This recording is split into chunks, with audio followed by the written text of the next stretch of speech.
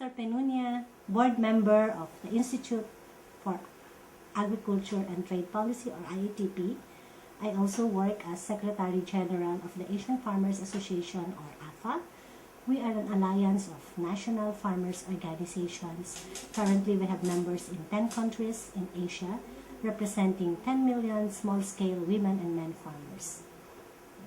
I was asked to share with you why climate change is an important issue to farmers, and two, what are our calls to decision makers with regards to this issue.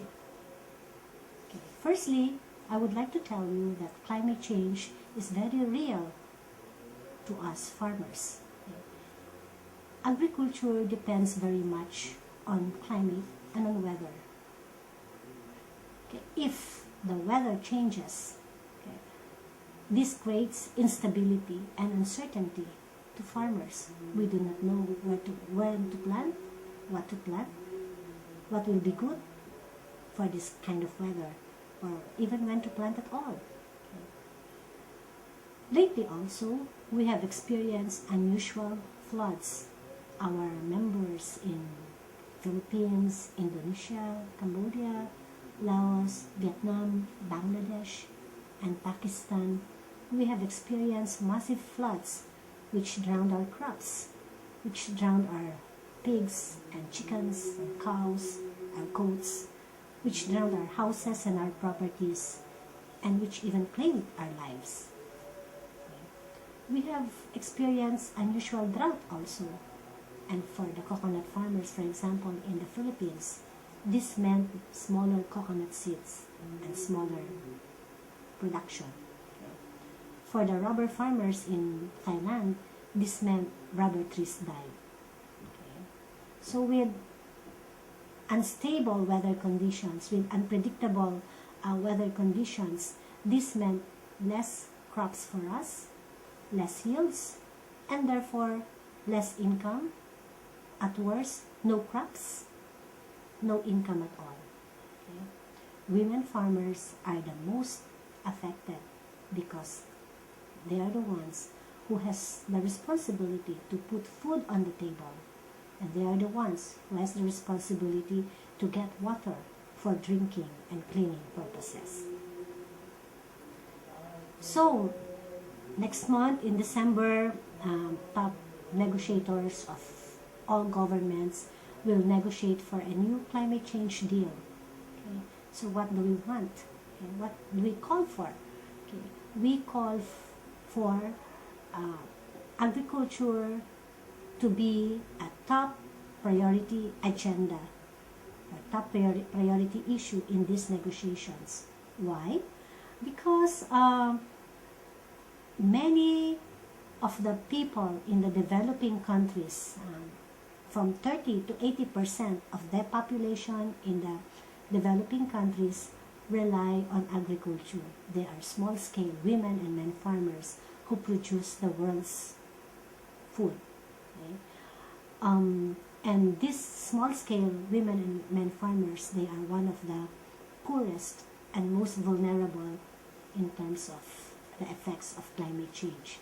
So to put agriculture as a priority issue and to help the farmers adapt to climate change, this will make a difference in terms of our poverty reduction efforts, and this will spell development for us all. Okay. So we say,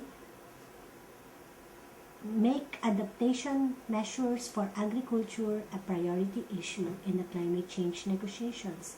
We need climate financing for early weather forecasting, for community-based disaster preparedness and management, for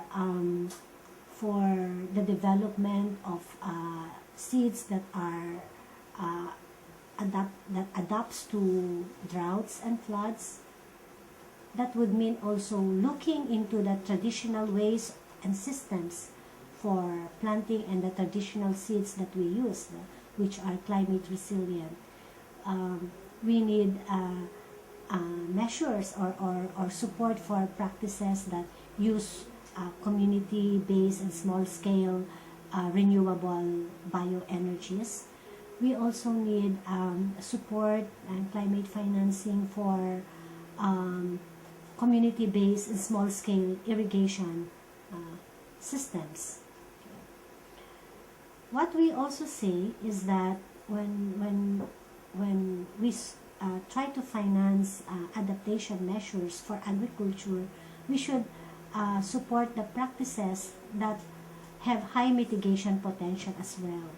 We believe that, and we know for a fact, that one of the causes of climate change is the chemical-intensive agriculture. So we have to stop this kind of agriculture.